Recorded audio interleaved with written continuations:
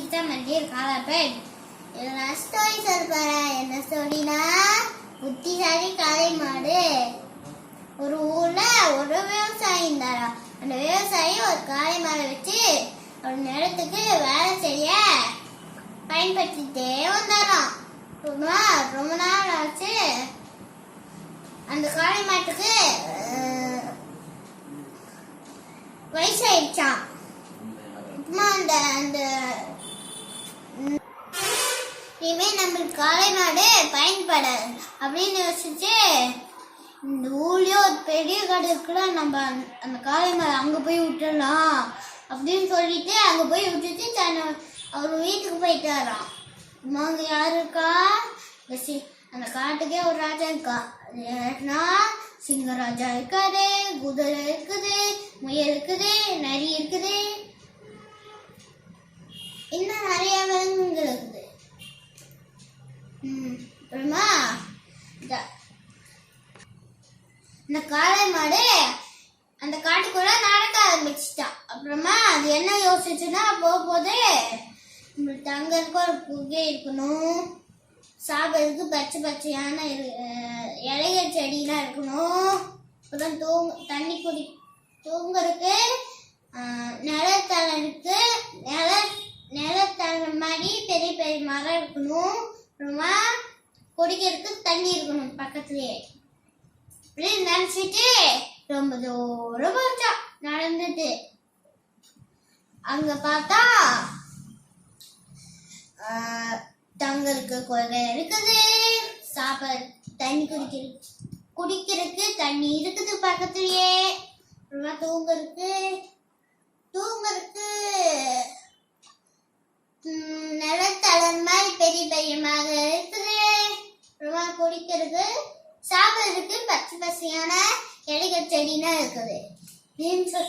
போய் நாங்க பார்த்துட்டு நம்ம இங்கேயே தங்கிடலாம் அப்படின்னு சொல்லிட்டு அங்கேயே தினமும். அப்புறமா தினமும் அங்க அதே சாப்பிட்டு தண்ணி குடிச்சிட்டு தூங்கி தினமும் அந்த வேலையே செஞ்சிருச்சான். அப்புறம் அந்த குகை கத்துக்கத்துல அந்த சிங்கம் அந்த காட்டுல இருக்கிற ஒரு மிருகங்களா சாப்பிடுறான். தினமும் கொண்டு தன்னோட வேலையா அது வச்சிருக்கான்.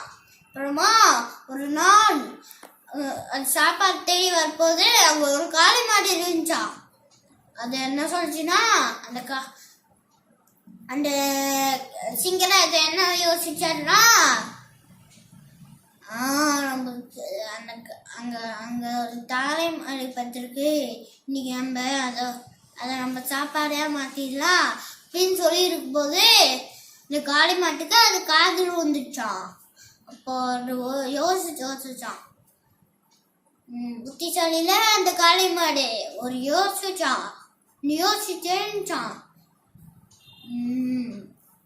இங்க ஒரு இந்த சிங்கத்தை நம்ம ஏமாத்தி ஓட வச்சிடலாம் அப்படின்னு சொல்லிச்சு. நம்ம அந்த கூர்மையான கொண்டு வச்சு அத கொன்னலாம் அது சொல்ல போது அந்த சிங்கராஜாவுக்கு பயம் வந்து ஓடி போயிடுச்சான். அப்ப அந்த வழியில ஒரு நரி பார்த்தான்.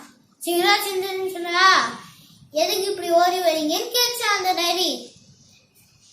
இதுல நரி, அங்க ஒரு காளை மாடு பார்த்தேன், அது கூர்மையா கொம்பு வச்சு குத்தி சாப்பிட்டுரும் அப்படின்னு சொல்லிடுச்சான். அதனால பயந்து ஓடி வந்தேன் அப்படின்னு சொல்லும்போது அது என்ன சிங்கராஜா, அதுக்குன்னா அந்த சாதாரண மாடுக்கு போய் இப்படி பயந்து ஓடி போவீங்க? நரி, என்னை மோத்தி எதுக்கு சிரிக்கிற?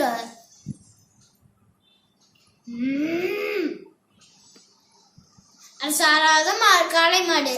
அது நீங்க ஒரு இந்த காட்டுக்கு பெரிய ராஜா சிங்கராஜா, அந்த சாதாரண மாடுக்கு போய் பயந்து வரீங்க? நிறைய என்னைய பார்த்து எதுக்கு சிரிக்கிற? சிங்கராஜா ஒரு சாதாரண மாடு சிங்கராஜா, அதுக்குன்னா போய் பயந்து ஓடி வர்றீங்களேன்னு சொல்லிச்சான் அந்த நரி. வாங்க நான் கூட்டிட்டு போறேன் அந்த மாட்டுக்கிட்ட, இந்த காளை மாட்டுக்கிட்ட நான் கூட்டிட்டு போறேன். நான் வர மாட்டேன், எனக்கு பயமா இருக்குன்னு சொல்லிட்டான் இந்த சிங்கராஜா. நான் உங்க கூர்மையான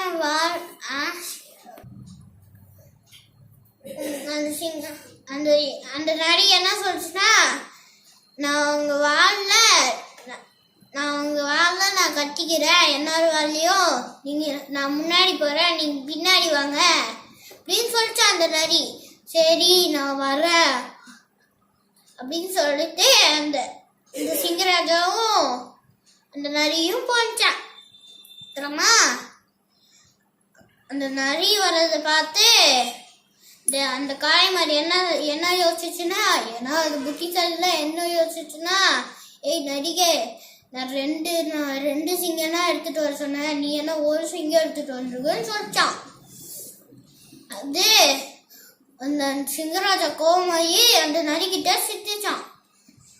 ஏய் நரியே, நீ ஏமாத்தி அதுக்கு அது